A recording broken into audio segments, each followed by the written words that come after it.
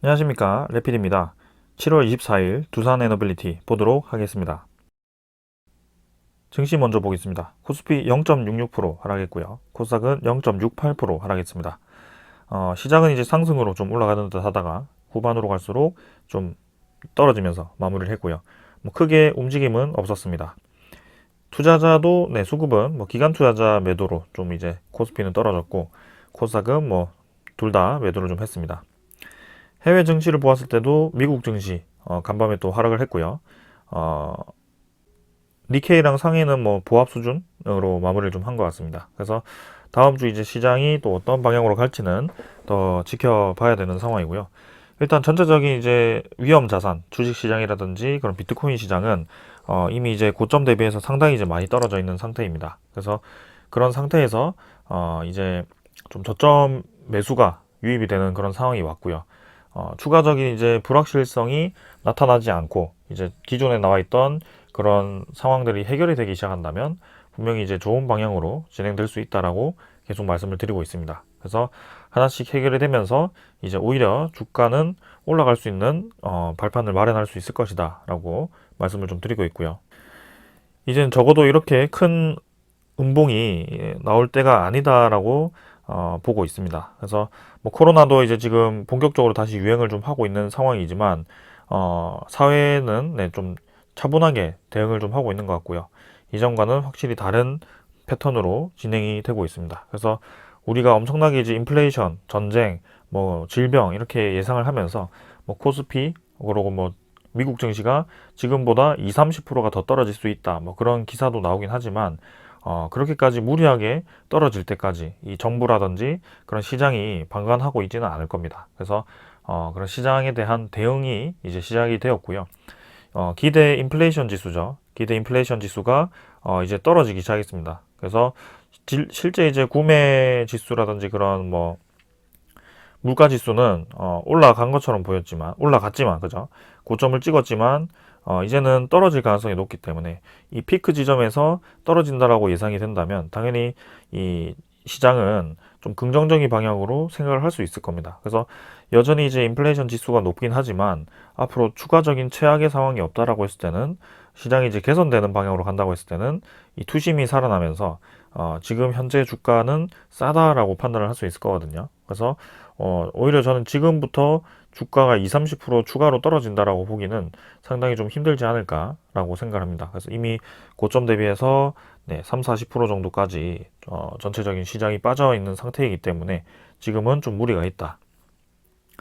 그래서 금리 인상이라는 것도 이미 시장에서 시작이 된 상황이고요. 그런 금리 인상 때문에 주가가 계속 떨어진다라고 보기는 어렵고 이미 이제 이렇게 큰 폭으로 떨어진 이유가 그런 금리 인상, 큰 폭의 금리 인상을 예상을 하고 이미 대부분 빠져나갔습니다. 그래서 지금 상태에서는 추가적으로 그렇게 많이 빠져나갈 위험은 없다라고 말씀을 좀 드리겠습니다. 자, 그래서 일봉상으로 보았을 때는 확실히 이제 저점을 찍고 좀 눌러지는 듯한 추세를 이겨내고 지금 이제 뚫고 나왔고요. 21선 위로 들기 시작했습니다. 그래서 본격적으로 이제 횡보장을 갈 것인지 이 박스권을 이어갈 것인지 아니면은 이전과는 좀 다르게 좀 뚫고 올라가서 이 21선, 61선을 요 위쪽에서 수렴을 시킬 것인지 그런 상황을 좀 더 봐야 될 것 같습니다.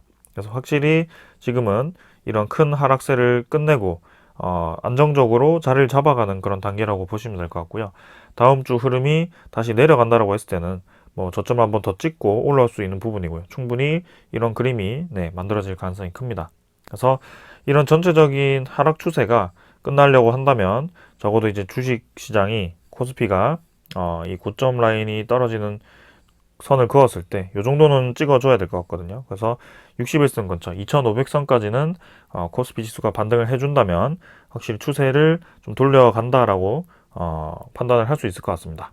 그래서 그때까지는 천천히 한번 지켜보도록 하고요. 기관 투자자 계속 빠져나가고 있고요.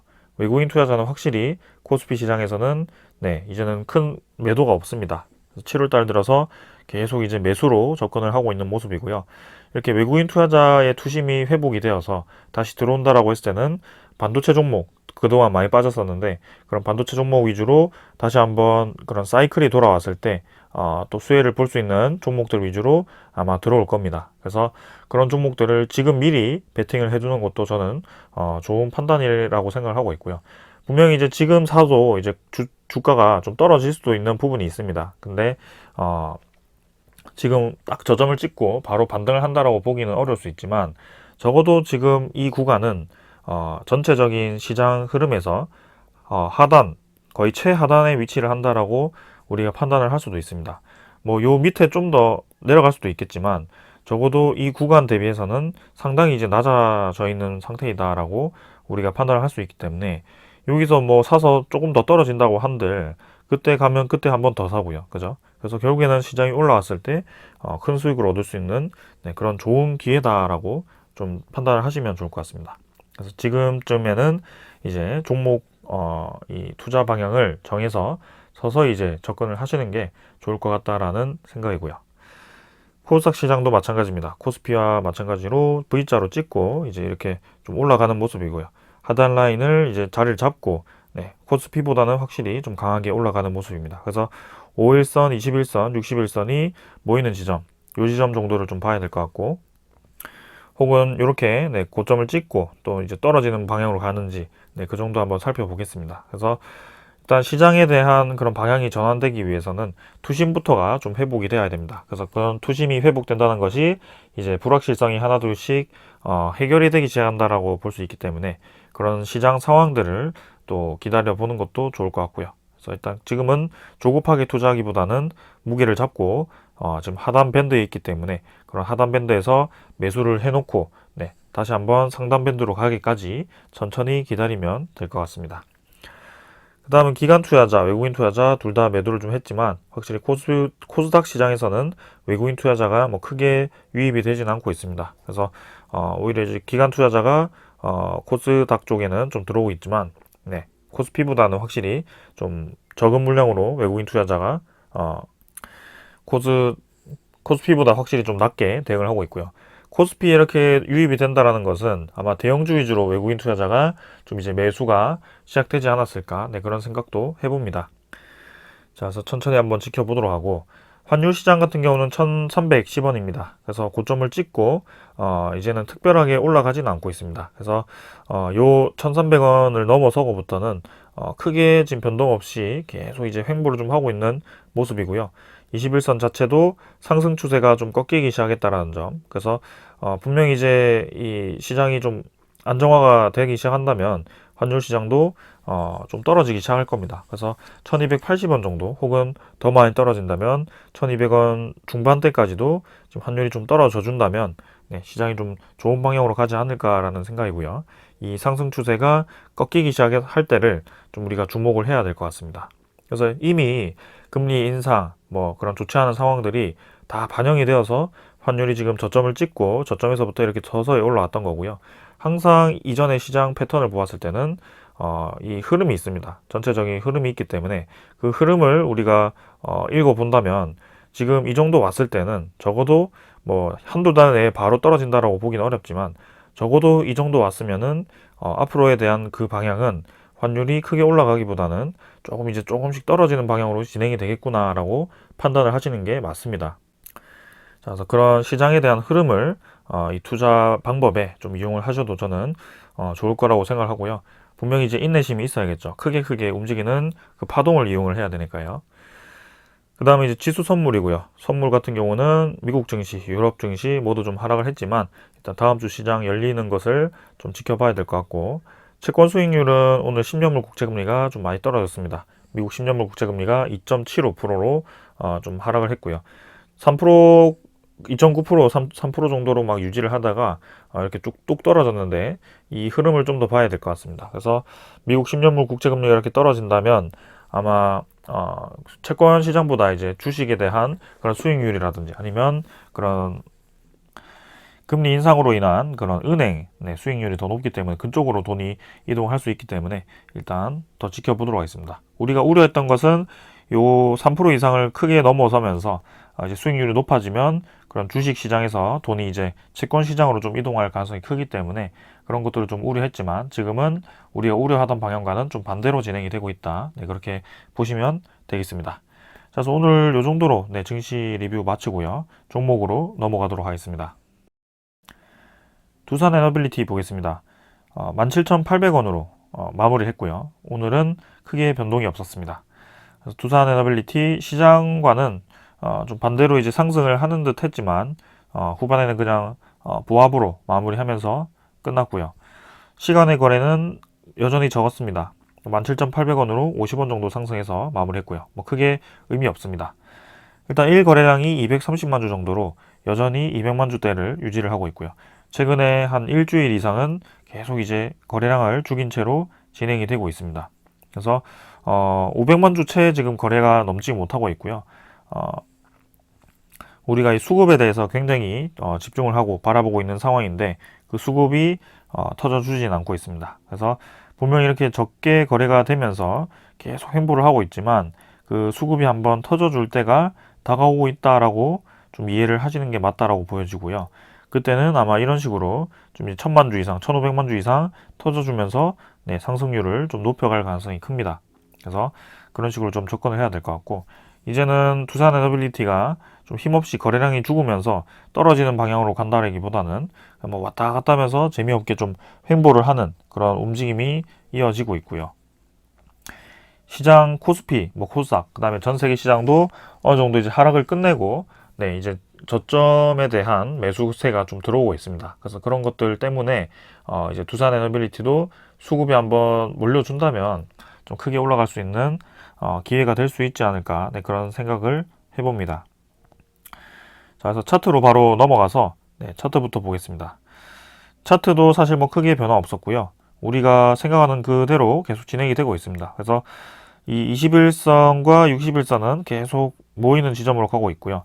21선에 대한 상승 추세가 조금 이제 완화되었죠. 그게 이제 주가가 여기서 이제 오랫동안 횡보를 했기 때문이고요.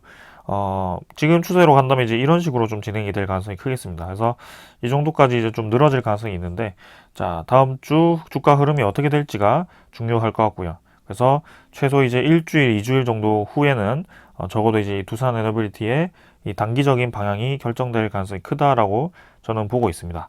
그래서 지금 한 6일 정도를 이렇게 21선 아래에서 거래량을 죽인 채로 횡보를 하였고요.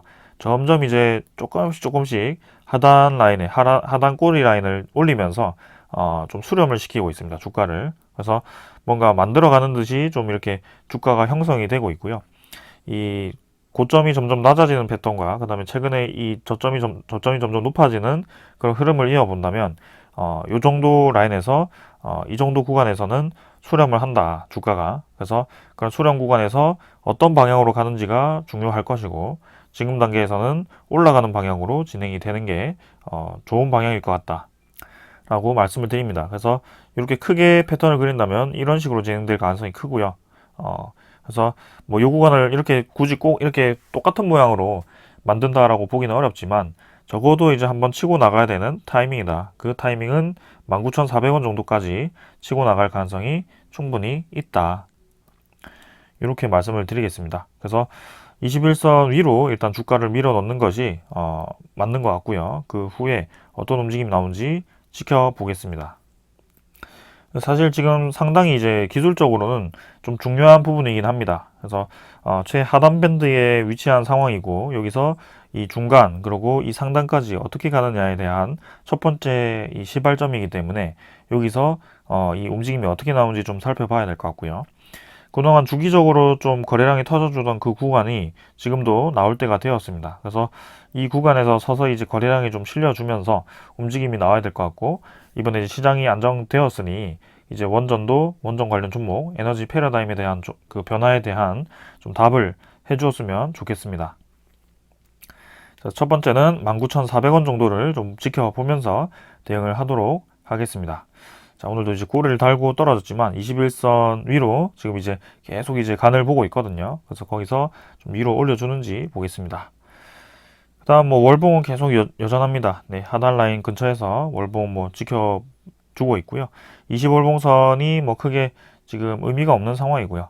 월봉 자체는 이미 수렴을 했습니다. 그래서 여기서 2단계에서 한 번 더 계단식으로 올라가줘야 되는 그런 상황이고 그 목표가는 그 이상이다. 우리가 생각하던 그 이상이지만 일단 첫 번째로는 이 상단 밴드 뚫고 올라가는 것이 목표고, 두 번째는 3만 원대, 뭐 세 번째는 그 뒤에 가서 뭐 지켜보도록 하겠습니다. 그래서 항상 투자를 할 때는 절대적으로 주가에 대해서 목표를 세운다라기보다는 어느 정도 시장에 대한 흐름을 계속 이해를 하고, 그 시장에 대한 포화도, 그죠? 이 시장이 포화가 되었는지, 그리고 앞으로도 추가적인 성장이 가능할 것인지, 그런 것들을 분석을 해서 가져가야 됩니다. 계속 이제 포화가 되지 않고 추가 성장이 되고, 네, 시장이 점점 이제 커지는 상황이다. 앞으로 우리가 기대했던 것보다 더 커지는 상황이 된다. 그런 상황이 계속 만들어진다고 했을 때는 주가는 계속 올라갈 수밖에 없습니다. 그래서 10배씩 이렇게 올라가는 이유가 그렇게 되는 것이고요. 그래서 꼭 목표가를 딱 숫자로 정할 필요는 지금 단계에서는 그럴 이유가 없다. 그래서 그 정도까지 일단 1차적으로 가보자라는 그런 말씀을 좀 드리겠습니다. 자, 그래서 지금과 유사하게 천천히 한번 계속 끌고 가보도록 하겠습니다. 그 다음은 이제 투자자 수급이고요. 기관 투자자 64,000주 매수했고, 외국인 투자자도 8만 주 정도 매수했습니다. 그래서 오늘은 뭐 크게 많지 않았지만 기관 외국인 투자자가 둘 다 매수를 진행을 했고요.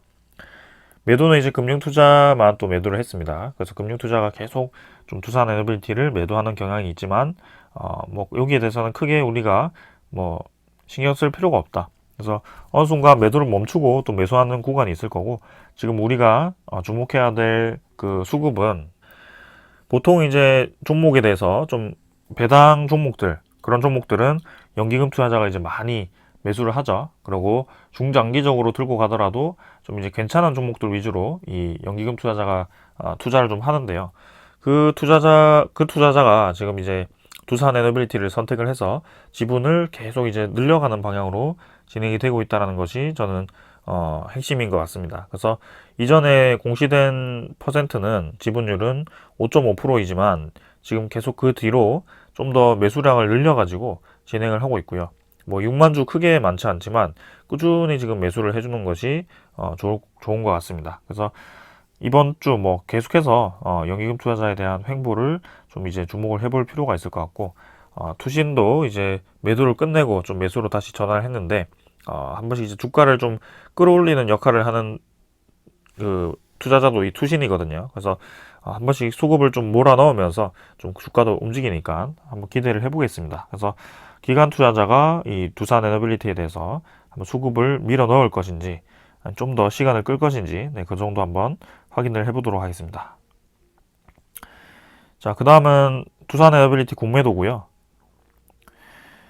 공매도 잔고는 네, 오늘 1,590만 주입니다. 1,597만 주. 그래서 감소를 좀 했습니다. 우리가 기대했던 만큼 이제 EWR이 상장이 되면서 좀 이제 공매도 거래가 확 줄었을 거라는 그런 기대를 좀 했는데, 이번에는 생각보다 드라마틱하게 공매도 잔고가 줄어들지는 않았습니다. 그래도 좀 줄어드는 방향으로 진행이 되는 것은 맞는 것 같고요. 네, 그래서 고점 요 정도에서 서서히 이제 좀 차곡차곡 감소를 하는 모습인데, 일단 추가적인 그런 움직임을 더 지켜보도록 하겠습니다.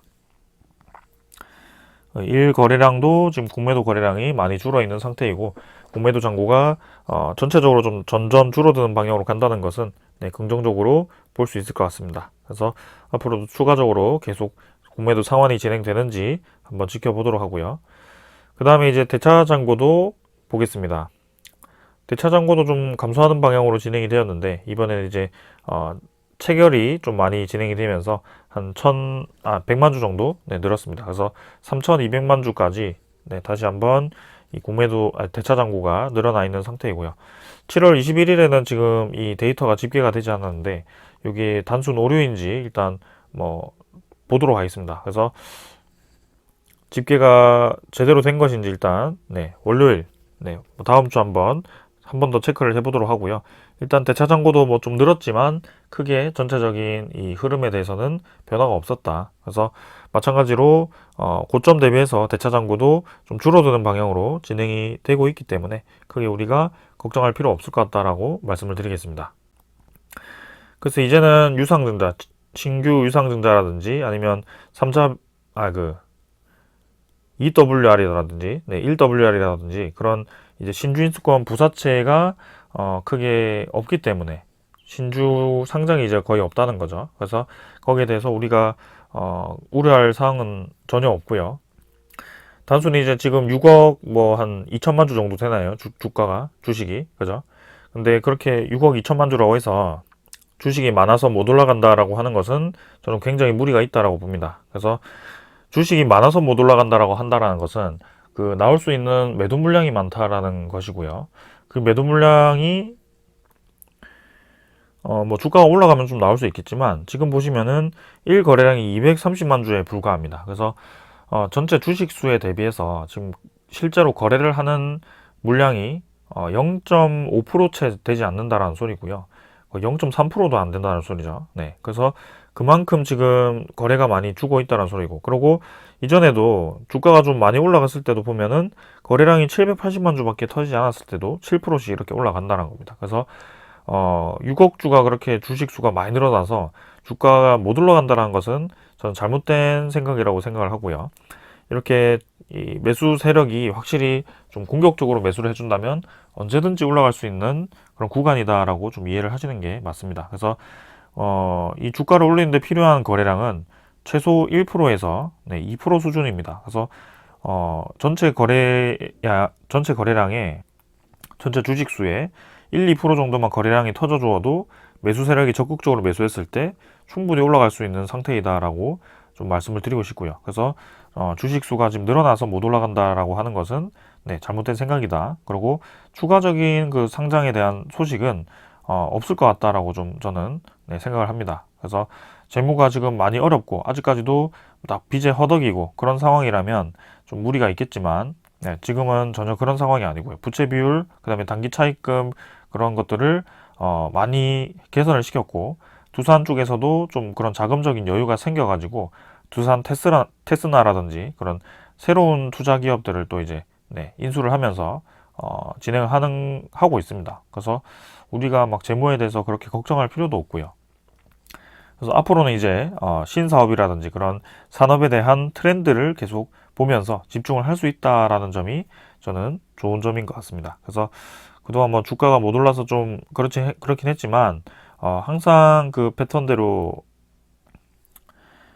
천천히 전체적인 추세를 보면서 대응을 하다 보면은 결국에는 올라가게 되어 있습니다. 그래서 이거를 뭐 기우제라고 표현을 하시는 분도 계시지만 이거는 기우제와는 좀 다르죠. 기우제는 정말 이제 비가 내렸으면 좋겠다. 비가 안 내리면 죽을 것 같아가지고 하늘에다가 그죠? 하다못해 이제 하늘에다가 그런 미신적인 이유가 있음에도 불구하고 그렇게 근거 없이 그냥 절을 지내는 건데요. 지금 이거는 우리가 이 기업이 두산에너빌리티가 어떤 기술을 가지고 있고 그 어떤 기술을 이용해서 이 산업에 어떻게 침투를 하고 있고 그리고 이 산업이 어떤 방향으로 성장을 하고 있는지 이 에너지 패러다임이 어떻게 변하는지 그 근거를 다 가지고 있습니다. 그래서 그렇게 산업이 성장하는 방향에서 이 주가가 안 올라갈 이유가 없다라고 이제 판단을 하고 투자를 하는 것이고 지금 이 주가의 흐름은 그런 산업이 계속 발달하는 방향으로 갔을 때는 결국에는 이 세력이 움직여 줄 거다라고 보고 있는 것이죠. 그래서 제가 말씀드리지만 항상 좋지 않은 종목들, 고점을 찍고 떨어지는 종목들, 그리고 앞으로 성장성이 떨어지거나 재무가 굉장히 안 좋아지는 종목들은 이렇게 바닥 라인을 주기적으로 확인을 시키면서 박스권을 형성을 하지 않습니다. 그런 종목들은 계속 이렇게 바닥 라인을 떨어뜨리면서 떨어집니다. 그래서 그런 것들을 좀 이해를 하셨으면 좋을 것 같고요. 이 상황은 우리가 근거 없이 투자를 하고 있는 것이 아니고 근거 없이 기다리는 것이 아니고 정말 이제 가치 분석을 하고 그 산업이 천천히 변화하는 그 산업에 대해서 그 노림수를 가지고 지금 지켜보고 있는 상황이다라고만 이해를 하시면 될 것 같습니다. 그래서 뭐 재작년부터 끌어오신 분들은 당연히 제가 어떤 얘기를 하는지 이해를 하실 거고요. 전체적인 두산 에너빌리티, 두산 중공업 시절부터의 그런 아주 빅 사이클, 그죠? 원전에 대한 빅 사이클, 에너지에 대한 그런 빅 사이클을 이해를 하신다면 지금 이 상황이 이해가 되실 겁니다. 주가라는 이 숫자에 흔들리지 않으셨으면 좋을 것 같습니다.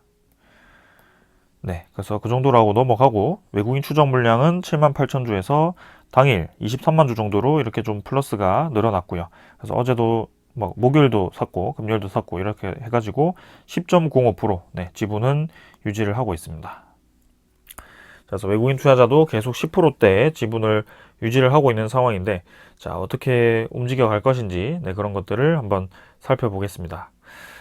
자, 그래서 지금 주가 수렴 단계에서, 자, 이제 계속해서 좀 올라가기를 이제 우리가 예상을 좀 하고 있는데, 한 가지 이제 남은 소식이 있습니다. 실적 발표가 이제 곧 다가오고 있고요. 뭐 두산 퓨얼셀이라든지 이런 자회사부터 먼저 잠정 실적을 발표를 하는 것 같습니다. 그래서 그 실적에 대해서 다시 한번 좀 언급을 드리자면, 지금 두산 자체는 재무가 굉장히 많이 개선이 되었고, 자회사도 실적이 좋아가지고 전체적인 영업이익, 연결 순이익은 괜찮게 나오고 있습니다. 근데 지금 두산 밥켓에 그 이전에 계약했던 두산 밥켓 PRS죠. PRS를 통해서 지금 손실이, 예비 손실이 지금 집계가 되고 있고요. 그 계약이 8월 30일까지가 만료입니다. 그래서 만료가 되었을 때 이 PRS에 대한 손실분을 두산 에너빌리티에서 그 손실분을 메워주는 방법이 있고, 두 번째는 그 계약을 연장을 해서 한 1년, 2년 연장을 해서 네, 내년이나 내후년에 이제 그 가격을 확인하는 방법이 있습니다. 그래서 지금은 이제 두산 버켓이 5만 원, 5만 600원에서 이렇게 이제 현재 주가가 3만 원 정도죠. 그래서 그 정도 차익이 생겼고요. 그 2만 원에 대한 마이너스를 1,000만 주 정도의 주식을 그 손실을 보전을 해야 됩니다. 그래서 계산을 해보면, 단순히 계산해 보면 한 2천억 정도가 손실이 발생을 하는데, 그거를 두산 에너빌리티에 대한 2분기 실적에 반영을 해야 되거든요. 예비 손실로. 그래서 장부상으로 기입이 될 수밖에 없습니다. 그래서 이번에도 아무래도 그 2분기 실적이 발표가 났을 때 영업이익이 아니고 그 순이익이 아마 마이너스 한 1,000억까지도 네, 찍힐 수 있을 것 같거든요. 근데 그게 적자 전환이 되어서, 그죠? 적자가 폭이 커져서 나쁜 것이 아니고, 지금은 두산 밥켓에 대한 주가가 단순히 떨어져서 거기에 대한 파생 계약으로 인한 손실이 좀 발생을 했는데, 그 손실은 지금 당장 갚아야 되는 손실이 아니고, 그 8월 30일 기점으로 해서 계약을 연장을 한다면 지금 당장 발생할 수 있는 손실이 아니다. 그래서 실제로 이제 영업이익 정도만 우리가 어떻게 나는지 확인을 하면 될 것 같고, 순이익에 대해서는 이 예비 손실이 반영되었기 때문에 아마 마이너스로 나올 것이다. 그래서 그런 것들을 이 뭐 두산 에너빌리티에 대한 세력이 좀 노림수를 가진다면, 내가 한 번 더 싸게 사고 싶다, 그래서 한 번 주가를 더 흔들고 싶다라고 한다면 아마 2분기 실적 발표 때 한 번 더 흔들 수는 있겠죠. 근데 이미 이제 그런 것들을 다 예상을 했고요. 1분기부터 그 예비 손실이 반영이 되어서 1분기 실적도 순이익이 상당히 이제 많이 떨어졌죠.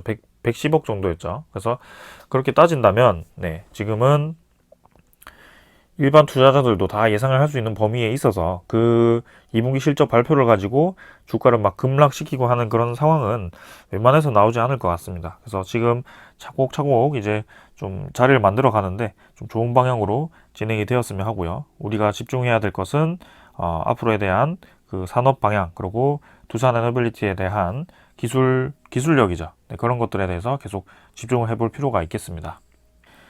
시장이 커지더라도 기술이 없고 기술력이 하자가 있고 네, 그렇게 수요가 떨어지기 시작한다면 당연히 이 기업 자체는 네, 힘이 없을 수밖에 없죠. 시장에서 도태될 수밖에 없고요. 근데 우리가 두산 에너빌리티를 계속 믿고 따르는 이유는 해상풍력이라든지 두산 뭐 그 원자로라든지 그 원자로라든지 네, 그런 터빈 기술, 가스 터빈 기술이죠.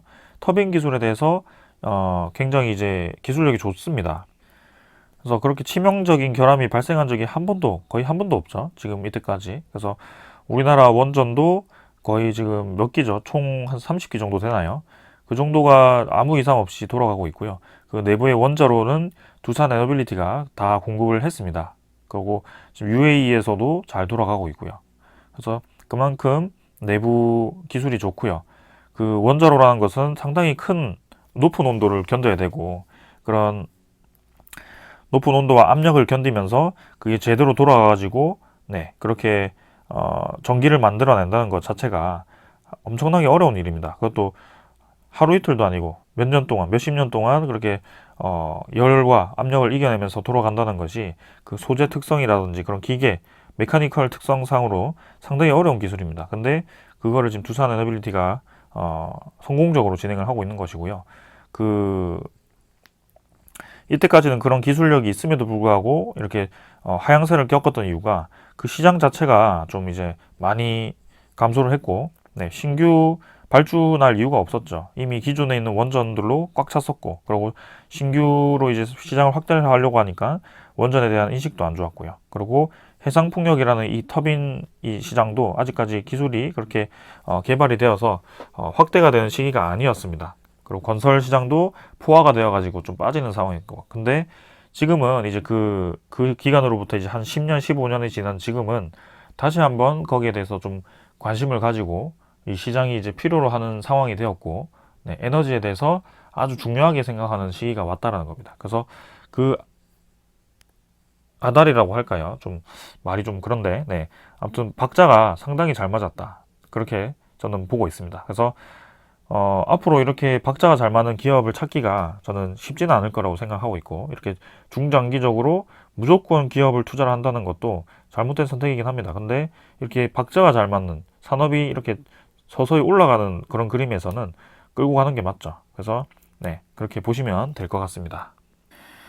자, 본론으로 가서 이제 바로 말씀드리면은 일단 뭐 두산 에너빌리티가 지속 가능 경영이 담긴 2022 통합 보고서를 발간했고요. 앞으로 이제 어떻게 진행할 것인지 네, 그런 것들에 대해서 좀 담았다라고 합니다. 그래서 수소 터빈으로부터 전환이 진행 중인 가스 터빈, 그다음에 해상 풍력을 포함한 신재생에너지, 수소 사업, SMR 등을 포함한 차세대 원전 등 두산 에너빌리티의 4대 성장 사업과 그다음에 그 이외에 3D 프린팅, 폐자원 에너지화 플랜트, 디지털 전환 등 신규 사업의 성과와 계획이 포함이 되어 있다. 폐자원 에너지화는 플라스틱이라든지 그런 폐자원 에너지를 에너지화시키는 플랜트를 실제로 이제 수주를 했고요. 그 다음에 그 앞으로 이제 2차 전지가 확대됨에 따라서 이 리튬이 지금 계속 파내고 있지만 결국에는 그 리튬 원소도 네, 매장량이 이제 줄어들 겁니다. 그래서 신규로 이제 생산할 수 있는 리튬이 적기 때문에 앞으로는 그 다 쓰고 난 배터리를 이용해서 리튬을 다시 회수하는 그 기술을 두산 에너빌리티가 또 개발을 진행을 하고 있거든요. 그래서 그런 리사이클링 시장을 또 공략을 하고 있기 때문에 저는 상당히 네, 좋은 방향으로 지금 전략을 세우고 이 기업이 움직이고 있구나라고 생각을 하고 있습니다. 그래서 앞으로에 대한 그 트렌드에 맞게 정말 친환경 그런 쪽에 맞게 지금 진행을 하고 있고 ESG 경영도 아마 그런 식으로 해서 네, 자회사들까지 다 영향을 주는 것 같습니다. 자, 그 다음에 이제 두산 원전 보고 이제 논란, 영국 대사죠. 그래서 영국 쪽에서도 계속 한국 쪽에 원전에 관심을 가지고 있습니다. 그래서 원래는 이제 뭐 프랑스, 그 다음에 중국 쪽으로 해서, 기존에 영국 원전이 진행이 되었었는데, 지금은 이제 중국과도 좀 벽을 쌓았고, 그 다음에 프랑스와도 뭐가 이 원전에 대해서, 이 좋지 않은 것 같습니다. 그래서 그 상황에서 이제 우리나라가 성공적으로 해외 사업을 성공한 그 바라카 원전 사업도 있고요. 그 다음에 우리나라 내부적으로도 지금 다시 한번 그 원전에 대한 기업들과 그런 지원이 살아나고 있는 상태입니다. 그래서 그런 물품을 사는 사람 입장에서는 앞으로 이제 유지 보수가 장기적으로 필요한 이 물품이라고 한다면 그 파는 사람이 계속 그 물품을 수리를 해주고 네, 정비를 해줄 수 있어야 되는지 네, 그런 것들을 살펴볼 겁니다. 그래서 그런 상황에서 지금 우리나라는 그런 준비가 이제 맞춰졌다라는 것이고요. 이전에는 그 우리나라 산업 자체가 좀 죽으면서 이제 그런 유지 보수, 장기적인 그런 보수가 불가능한 상황까지 갔었기 때문에 이 해외 국가들 입장에서 우리나라 원전을 이 매입하기가 쉽지는 않았을 겁니다. 그래서 그런 입장에서 본다면 지금은 아주 이제 좋은 기회가 왔다라고 보여지고 영국도 이제 우리나라 네, 다음 달에 이제 장관이 방문하죠. 그래서 그렇게 해서 이 에너지에 대해서 논의를 할 것으로 보입니다. 계속해서 들려오는 것이 러시아 쪽에서 이렇게 에너지 위기가 와가지고 원전 재가동론이 나오고 있고 여기에 대해서 굉장히 치열하게 네, 논쟁을 벌이고 있다고 합니다. 그래서 이 탈원전의 대표적인 메타라고 할까요? 네, 그 국가였던 독일 자체가 지금 원전에 대한 재가동을 놓고 이렇게 치열하게 논의를 한다라는 이 상황 자체가 얼마나 이 에너지에 대한 위기가 왔는지, 그리고 이 원전에 대해서 필요성을 다시 느끼기 시작하는지 거기에 대해서 나오는 겁니다. 그래서 독일 내부적으로도 아마 이 안정적인 에너지원이 필요하고, 그리고 원전도 안정적인 에너지원이라는 것을 알고 있을 겁니다. 근데 그 독일이라는 그 국가의 지위, 그 다음에 그 국가가 미쳤던 그 탈원전 영향을 이제 독일이 친원전으로 전환을 해버렸을 경우에 주변 국가들로 이제 영향을 주겠죠. 그래서 모든 국가가 이제 그렇게 좀 공격적으로 이제 원전을 지었을 경우를 좀 우려를 하는 것 같고요. 독일 입장에서는요. 그래서 그런 핵 확산을 막기 위해서 아직까지도 저렇게 본 정책을 쉽게 돌리지는 않는 것 같습니다. 하지만 지금 에너지에 대한 위기는 확실한 것 같고, 거기에 대해서 이렇게 가불 논쟁을 벌이고 있다. 네, 그 정도만 이해를 하시면 되겠습니다. 자, 그래서 에너지에 대한 패러다임 계속 변화하고 있고, 원전에 대한, 그 다음에 친환경 에너지에 대한 그런 수요가 늘어나고 있습니다. 그래서 그 중심에는 두산 에너빌리티가 있고, 그리고 이거 이제 나중에 제가 다른 종목도 같이 설명을 드리려고 말씀을 드리는 거고, 전선업계가 이제 같이 또 이렇게 영토 확장을 하고 있습니다. 그래서 이런 에너지가 바뀌면서 새로 이제 전선 라인을 다 깔아야 되는데, 그런 입장에서 보았을 때 LS전선, 대한전선 등이 또 관심을 받고 있는 것 같습니다. 한번 이제 저번에 급등을 했던 종목들인데, 이번에 이제 다시 한번 좀 제 관심을 받을 수 있는 그런 좋은 기회가 아닐까라는 생각을 하고 있고, 네, 두산 에너빌리티를 포함해서 이런 여러 가지 방향으로 좀 한번 접근을 해보도록 하겠습니다. 자, 오늘은 이 정도로 하고 넘어가도록 하고요. 주가보다는 앞으로에 대한 산업에 대한 수요 그쪽을 계속해서 집중해서 보고, 그 다음에 주가보다는 기술에, 그죠? 이 기업에 대한 기술력, 그 다음에 독보성을 계속해서 집중적으로 파도록 하겠습니다. 자, 오늘 여기까지 하고 마무리하겠습니다. 감사합니다.